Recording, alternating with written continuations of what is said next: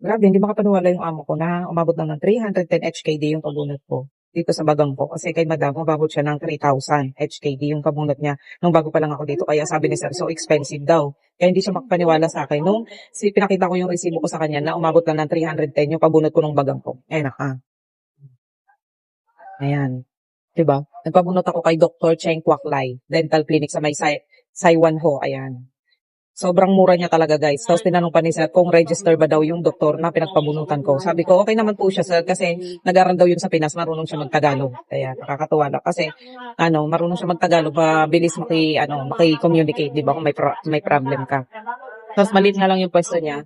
Pero okay naman siya. Yung mga ibang comment ka lang nung nabasa ko, hindi nga daw maganda. Pero nag-try pa din ako kasi mura nga siya. Tapos pagpunta ko doon, nung binunutan niya ako, sobrang gaan ng kamay niya. Hindi na ako pinukpok. Yung parang sinasabi nila dun sa comment, kami na Martin yun daw. Hindi naman ginanon yung ipin ko. Sobrang bilis nga lang. Ang gaan ng kamay niya. Di ba? Ayan. Tapos yung 310 na refund ko pa yun kay sir kasi binalik niya sa akin yung binayad ko kasi covered naman daw siya ng insurance. Yung tinanong niya sa agency kasi binayaran niya yung insurance ko sa agency. So ayan, wala akong binayaran. Di ba? Ang saya lang.